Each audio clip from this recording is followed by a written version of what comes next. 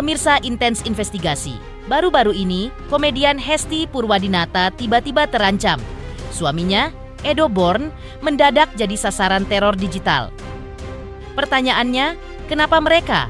Apa urusan mereka dalam konflik masa lalu Aurelie Moormans?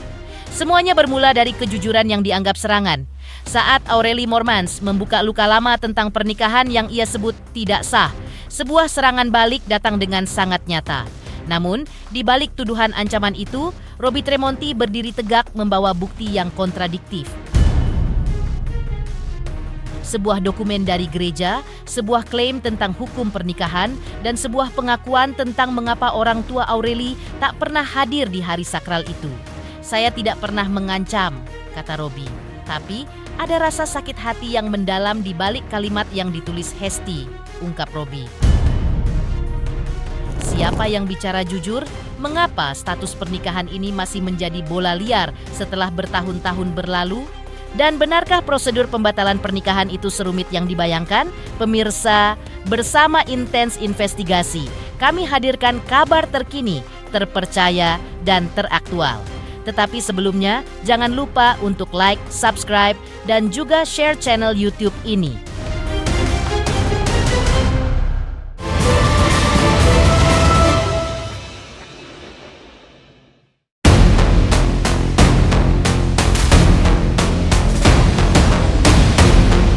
Mengejutkan, nama presenter kondang Hesti Purwadinata tiba-tiba menjadi sorotan netizen. Hal ini mencuat setelah aktris cantik Aurelie Moormans merilis buku memoir pribadinya berjudul Broken Strings secara gratis di jagat maya. Dalam catatan jujur tersebut, Aurelie kembali membuka tabir masa lalunya. Ia mengisahkan lika-liku hubungannya dengan pria bernama Bobby beberapa tahun silam, sebuah pernikahan yang ia sebut tidak sah, baik secara agama maupun negara. Namun, yang membuat publik terhenyak bukanlah soal status itu saja. Melalui saluran media sosialnya, Aurelie memberikan pengakuan tak terduga. Ia menuturkan bahwa suami dari Hesti Purwadinata, Edo Born, diduga sempat mendapat ancaman dari diduga Robby Tremonti, pria yang mengklaim pernah menikah dengan Aurelie. Alasan kenapa sudah nggak repost story dukungan, bahkan Darvi teman sendiri atau rekan artis. Sederhana tapi penting. Aku pernah repost story Teh Hesti. Setelah itu, sampai sekarang, Teh Hesti dan suaminya masih terus diancam dari DM sampai ke WhatsApp. Tetap tidak digubris, tapi tetap saja itu ganggu. Dan aku tidak enak. Jadi kalau aku tidak repost, itu bukan karena tidak menghargai. Justru sebaliknya. Dengan tidak aku repost, dia tidak tahu siapa saja yang mendukungku. Dan teman-temanku bisa tetap aman dari ancaman gak jelas. Doa dan dukungan kalian sampai kok. Diam-diam tapi kuat, kata Aurelie. Usut punya usut. Ancaman tersebut kabarnya dipicu oleh sikap terang-terangan Hesti dan sang suami yang pasang badan memberikan dukungan moral kepada Aurelie melalui unggahan mereka. Gak seharusnya ada siapapun yang mengalami hal semengerikan ini. Dan rasanya menyakitkan melihat pelakunya masih bisa berkeliaran dengan nyaman. Aku sungguh berharap dia tidak pernah lagi diberi panggung. Peluk jauh buat kamu. Kamu luar biasa kuat. Tulis Hesti Purwadinata. Mendengar tudingan miring yang mengarah padanya, sosok Robby Tremonti pun tak tinggal diam. Dengan nada bicara yang tegas, ia menampik semua dugaan ancaman tersebut. Seolah ingin menepis isu yang kadung liar, Robby pun langsung mengambil langkah cepat. Di hadapan awak media, ia menunjukkan bukti berupa tangkapan layar percakapan antara dirinya dengan suami Hesti Purwadinata. Menurut Robby, isi percakapan tersebut justru menjadi bukti kuat bahwa tidak ada satupun kalimat bernada ancaman yang ia lontarkan. Namun, secara tegas, tulisan Hesti terkait dukungan kepada Aurelie justru membuatnya sakit hati. Dugaan ancaman ya, bolehlah kata dugaan. Saya bacakan kan? Saya tambahkan gini, bahasa dari chat terkadang kan suka miss ya. Ini kata-kata saya. Do, gimana kabar? Gue dapat kabar dari teman gue, Hesti ikut-ikutan sebarin link bukunya Aurelie. Sorry ya bro, terpaksa gue capture. Sampai saat ini kenapa gue diem aja? Di buku itu bener-bener nggak mention gamblang nama gue. Tapi penggiringan opini emang sepenuhnya ke gue. Kalau memang sampai peak itu ramai, kan? Ini sudah ramai. Gue akan bawa ke jalur hukum, bro. Sebelumnya saya bacakan dulu caption dari status TikTok ya, TikTok Hesti ya. Oke. Hai Oleli, aku baru selesai baca cerita hidupmu di digital book kamu. Dulu aku sering banget dengar sepenggal-penggalnya. Tapi jujur, baru sekarang benar-benar tahu dengan whole story apa yang kamu alami dan lalui, dan mimpi buruk yang harus kamu tanggung sendirian. Aku jadi keinget momen lama banget waktu kita pernah ketemu di Backstage TV. Saat itu kamu lagi bawa Angel itu monyet ya. Angel monyet piaraan kita berdua dulu. Dan kamu masih bersama orang itu. Garis bawahi ya, dan kamu masih bersama orang itu. Yang kebetulan juga aku kenal, garis bawahi. Yang kebetulan aku kenal. Karena pernah syuting bareng, garis bawahi, karena pernah syuting bareng. Aku sempat nanya-nanya soal Angel ke kamu.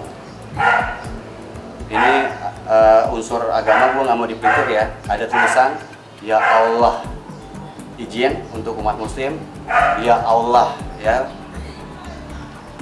Baru sekarang aku sadar, berarti di momen itu kamu sedang berada di salah satu fase paling mengerikan dalam hidupmu. Jelas semua ya? Gak seharusnya ada siapapun yang mengalami hal semengerikan ini. Dan rasanya menyakitkan melihat pelaku masih bisa berkeliaran dengan nyaman, garis bawahi. Dan rasanya menyakitkan melihat pelakunya masih bisa berkeliaran dengan nyaman. Aku sungguh berharap dia tidak pernah lagi diberi panggung, garis bawahi. Aku sungguh berharap dia tidak pernah lagi diberi panggung. Peluk jauh buat kamu. Kamu luar biasa kuat. @hotel.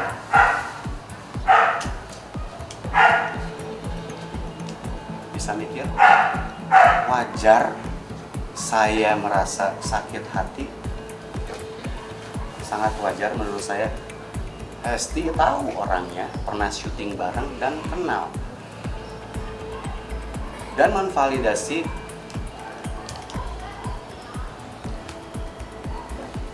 aku sungguh berharap dia tidak pernah lagi diberi panggung. Kerjaan saya di dunia syuting. Berarti kan pengen diboykot orangnya. Dia tahu siapa orangnya. Saya perjelas lagi. Aku kenal karena pernah syuting bareng. Iya, saya kenal kamu, Hesti. Saya kenal juga dengan Edo. Oke, saya baca ya. Kalau orang marah, apakah bahasanya seperti ini? Siang, Dok. Apa kabar? Ini Robi. Gua ada DM lu di IG, mungkin belum lu baca. Gua mau bahas postingan Hesti di TikTok dan IG. Dan gue juga komen di TikTok Hesti tentang buku yang ikutan Doi publish. Gue tunggu feedbacknya ya bro. Gue lewat lu berarti kan mencari lewat Edo dulu. Gue lewat lu karena gue masih respect sama lu sebagai suami Hesti. Dan gue kenal lu juga. Tolong feedbacknya. Oke bro, pakai tanda, maaf ya, tanda WhatsApp gimana sih begini? Itu melambangkan apa? Respect ya. Tolong di highlight apa adanya itu. supaya ini bukan jadi polemik yang dipelintir di sosial media, bahasa ancam itu nggak ada.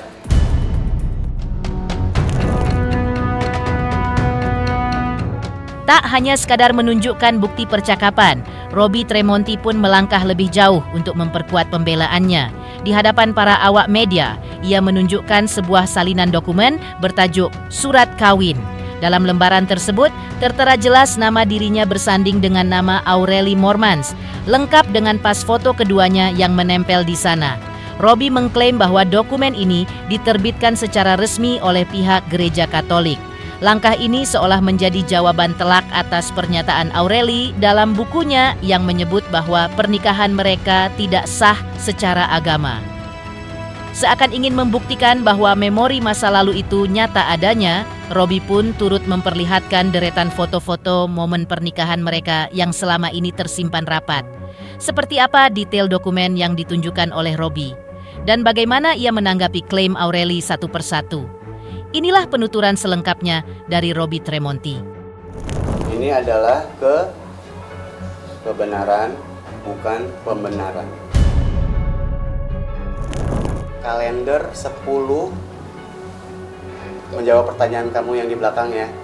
Tanggal pernikahan 10 Oktober 2011.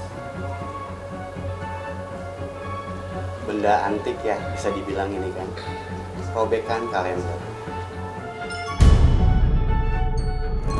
Tekankan lagi, Aurelie menikah. Aurelie lahir 8 Agustus 1993 jelas, dan ini tanggal pernikahan 2011 10 Oktober yang menyatakan bahwa sah secara Gereja Katolik Aurelie berusia 18 tahun lebih 2 bulan. Ini kenapa saya fotokopinya masih ada. Ini yang dipergunjingkan bahwa katanya surat ini palsu. Tolong di highlight tanggal pernikahannya.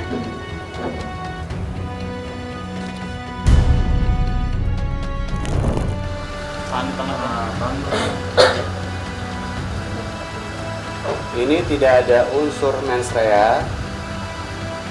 Surat asli gereja kalian bisa lihat di Google di tahun 2013. Ini cukup mewakilkan ya. Ini surat yang katanya gereja memalsukan dan Romo memalsukan surat ini. Penyelidikan kanonik pernikahan Robby dan Aurelie Moormans itu terjadi. Kalau tidak terjadi, tidak mungkin diterbitkan surat pernikahan. Dan didukung juga dengan saksi-saksi yang terlampir di foto dokumentasi pernikahan saya itu masih hidup. Bahwa pada tanggal 10 Oktober 2011, tanggal terlampir, akan diadakan pernikahan Maximilian Polby Robby Sutanto, nama baptis Aurelie saya lupa, intinya dengan Aurelie Alida Marie Moormans. 3 minggu pengumuman itu valid terjadi. Sekolah pernikahan ada. Foto cetak biru menandakan pasangan berdampingan ada. Syarat KTP supaya tidak menjadi pergunjingan adalah syarat syah pengajuan pernikahan. Mohon pertolongan teman-teman, KTP itu 17 tahun ya. Sudah bisa punya KTP kan? Polemik ini pun kian meruncing saat Robby menjelaskan status hukum pernikahan mereka menurut versinya. Ia menegaskan hingga detik ini dirinya belum pernah menerima surat pembatalan pernikahan dari pihak gereja. Menurut Robby, prosedur pembatalan dalam keyakinan mereka tidaklah sederhana. Dibutuhkan pernyataan tertulis dari kedua belah pihak mengenai alasan kuat untuk berpisah. Dan diakuinya, ia sendiri tidak pernah menuliskan surat tersebut yang lantas menjadi alasan mengapa perpisahan mereka menyisakan luka dan dianggap tidak berakhir dengan cara yang baik. Menanggapi keraguan publik, Robby pun memberikan argumennya mengenai keabsahan pernikahan di mata gereja. Ia menjelaskan bahwa secara aturan yang ia yakini, pernikahan tetap dianggap sah meski mempelai baru menginjak usia 18 tahun dan tanpa kehadiran orang tua sebagai saksi. Robby pun tidak menampik fakta bahwa orang tua Aureli memang tidak hadir dalam momen sakral tersebut, lantaran tidak menyetujui adanya pernikahan itu. Sebuah pengakuan jujur yang semakin membuka tabir rumitnya masa lalu mereka. Lantas, bagaimana tanggapan pihak Aureli atas pembelaan dan bukti-bukti yang disodorkan Robby Tremonti ini? Panggilan gereja berarti kan? Tidak ada. Saya tidak pernah merasa dapat undangan dari gereja terkait untuk pembatalan, itu tidak. Tapi belum ada secara resmi perpisahan pernikahan itu belum ada, Pak? Tidak ada, dari saya tidak. Secara resmi belum ada? Dari saya ya, saya nggak tahu pokoknya. Tapi kan yang beredar di jagat maya itu adalah surat annulment itu loh. Tapi surat resmi dari gereja bahwa ada pembatalan pernikahan, saya tidak pernah pegang itu. Bang, berarti perpisahannya tidak dengan baik-baik? Ya jelas ya. Untuk memperjelas, pernikahan Katolik itu apabila syarat-syarat terpenuhi, ya 18 tahun, meskipun orang tuanya tidak setuju, menurut gereja itu sah untuk menikah. Ini bukan jadi polemik lagi, ya. Dan di Katolik itu nikah agama ada suratnya, surat dari gereja, dan untuk diajukan ke sipil. Tapi kan untuk diajukan ke sipil sudah beredar di jagat maya bahwa orang tuanya tidak setuju. Dan gereja apabila ada konflik, misalkan orang tua tidak setuju, gereja boleh menunjuk wali yang mau menjadi wali dari pihak yang orang tuanya tidak setuju. Cuma Aureli sendiri. Karena kan di sini kan di Indonesia ini kan ibunya dan adiknya. Berarti tadi yang foto-foto yang ditunjukkan itu yang hadir dari pihak Aureli saja gitu? Iya. Jadi tidak ada keluarga sama sekali? Tidak. Oke, kalau misalnya ada orang nih pakai surat yang gak berlaku itu untuk membuktikan bahwa dia pernah menikah dengan aku, itu artinya apa? Itu artinya dia menggunakan informasi yang tidak sah dan menyesatkan. Kalau dia memakai surat yang sudah jelas tidak berlaku, itu bisa dianggap sebagai bentuk fitnah atau penyebaran klaim palsu. Intinya dia mencoba membuktikan sesuatu yang sebenarnya nggak pernah sah di mata gereja. Oke, berarti kalau fitnah gitu bisa dilaporkan dong? Iya, betul. Kalau itu memang sudah termasuk fitnah atau pencemaran nama baik, tentu saja bisa dilaporkan secara hukum. Jadi kamu punya hak untuk melindungi diri kamu kalau ada orang yang menyebarkan klaim palsu dengan dokumen yang tidak sah. Kira-kira bisa sampai berapa tahun? Secara hukum, ancaman hukumannya bisa bervariasi. Tapi untuk kasus fitnah atau pencemaran nama baik, biasanya bisa dikenakan pidana penjara hingga sekitar 4 tahun, tergantung pada undang-undang yang berlaku dan bukti yang ada. Jadi kalau memang ada bukti yang kuat, itu bisa diproses secara hukum. Selanjutnya, seperti apa juga alasan Robby Tremonti masih mau mempertahankan pernikahannya dengan Aureli secara rahasia hingga Robby pun memberikan respon mengejutkan? Pemirsa Intens Investigasi, jangan lupa saksikan terus Intens Investigasi dan pastikan jangan lupa untuk like, subscribe, share, dan juga komen.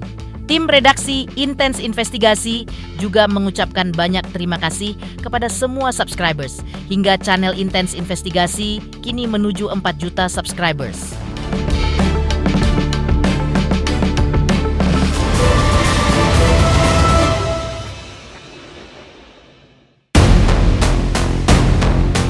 Namun, satu pertanyaan besar masih tersisa.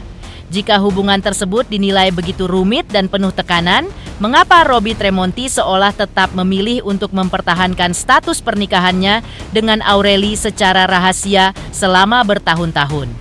Saat pertanyaan itu terlontar, Robby pun memberikan jawaban yang cukup tak terduga. Sebuah alasan yang mungkin tidak pernah terbayangkan oleh publik sebelumnya.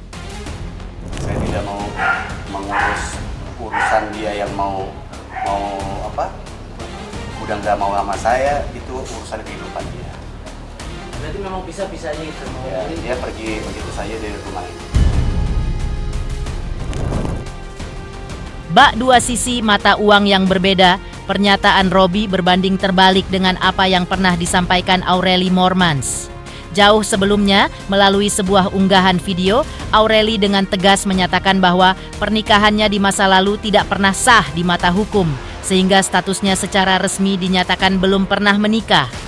Tak hanya soal status pernikahan, Robby juga angkat bicara mengenai tudingan miring yang menyebut dirinya telah melakukan teror kepada Aureli sesaat setelah buku memoir itu viral di jagat maya. Apakah semua tuduhan itu benar adanya, ataukah ada kebenaran lain yang tersimpan? Inilah jawaban lengkap dari Robby Tremonti terkait tudingan teror hingga status pernikahan yang kian memanas. Saya garis bawahi, salah paham, tapi saya diteror. Misalkan saya yang follower saya cuma, ya bukan selebgram ya, itu diteror. Terus untuk saat ini aku begini aja. Ini pernyataan status liber. Kalian bisa cek di Google status liber itu apa. Intinya aku tuh nggak pernah menikah dan aku nggak punya ikatan pernikahan apapun gitu. Dan surat satu lagi ada izin merayakan perkawinan. Jadi intinya, intinya aku boleh menikah Katolik. Jadi dengan surat ini membuktikan bahwa nikah Katolik yang digosipin itu kemarin itu nggak sah, nggak benar gitu. Kalau yang kemarin itu sah, kalau beneran aku nikah Katolik, aku nggak mungkin dikasih izin untuk nikah Katolik lagi gitu. Soalnya nikah Katolik itu cuma bisa sekali seumur hidup sampai maut memisahkan. Mengingat isu child grooming yang menerpa pernikahan masa lalu, Aureli Moormans dan Robby Tremonti akibat perbedaan usia yang signifikan, lantas bagaimanakah penjelasan psikolog mengenai definisi dan bahaya child grooming? Pemirsa Intens Investigasi, jangan lupa saksikan terus Intens Investigasi. Dan pastikan jangan lupa untuk like, subscribe, share, dan juga komen. Tim redaksi Intens Investigasi juga mengucapkan banyak terima kasih kepada semua subscribers. Hingga channel Intens Investigasi kini menuju 4 juta subscribers.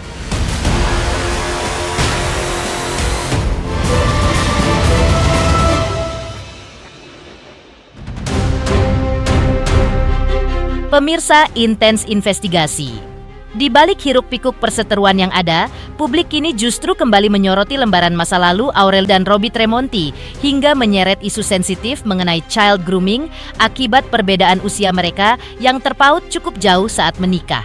Menanggapi fenomena yang meresahkan ini, psikolog Joyce Manurung angkat bicara dan membedah bagaimana pola grooming bekerja lewat manipulasi emosional yang sangat halus. Menurutnya, perilaku ini seringkali tidak disadari karena pelaku sengaja membangun suasana yang sangat aman, nyaman, hingga tercipta kepercayaan penuh dari sang anak, padahal di baliknya terdapat motif tersembunyi untuk mendapatkan keuntungan pribadi.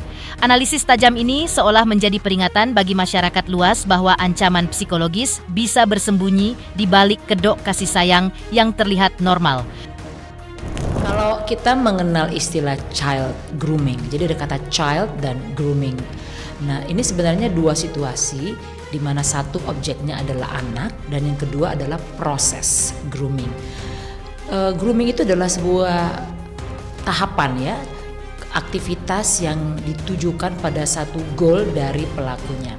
Nah, kalau ini digabung, maka makna dari child grooming adalah sebuah manipulasi psikologis yang dilakukan oleh pelaku dengan tujuan untuk menciptakan sebuah situasi yang nyaman dan aman bagi anak, sehingga anak itu tidak merasakan sebuah hal yang janggal atau mencurigakan gitu. Nah, ketika sudah ada nyaman dan aman, anak bahkan keluarga dari anak itu memberikan kepercayaan kepada si pelaku untuk bisa berdekatan atau memberikan akses penuh kepada pelaku untuk bisa bersama-sama dengan anak. Nah, apa tujuannya dari grooming ini? Menciptakan sebuah peluang, mengupayakan, saya nggak bilang melakukan ya, mengupayakan eksploitasi pada anak. Bisa bentuknya seksual, bisa yang lain gitu. Nah, kalau kita lihat setelah kepercayaan diperoleh sama si pelaku, maka dia dapat lagi yang kedua, namanya kendali atau kontrol. Kontrol ini artinya dia leluasa untuk misalnya mengarahkan anak, meminta anak melakukan apa yang dia inginkan, atau meminta anak memenuhi kebutuhannya. Jangan salah, karena anak sudah percaya dan aman, maka anak secara tidak disadari rela mengikuti gitu ya. Nah, inilah yang kemudian dilihat oleh si pelaku menjadi sebuah keuntungan, dan yang makin lama itu eskalasi sifatnya. Yang hal-hal kecil misalnya bertemu, makan bersama, misalnya bergandengan tangan, hingga yang saya nggak bisa sebut lah, sesuatu yang sangat tidak boleh dilakukan oleh orang dewasa kepada anak. Kalau lihat undang-undang di Indonesia, anak itu di bawah 18 tahun. Pemirsa Intens Investigasi, jangan lupa saksikan terus Intens Investigasi dan pastikan jangan lupa untuk like, subscribe, share, dan juga komen. Tim redaksi Intens Investigasi juga mengucapkan banyak terima kasih kepada semua subscribers hingga channel. Intens Investigasi kini menuju 4 juta subscribers.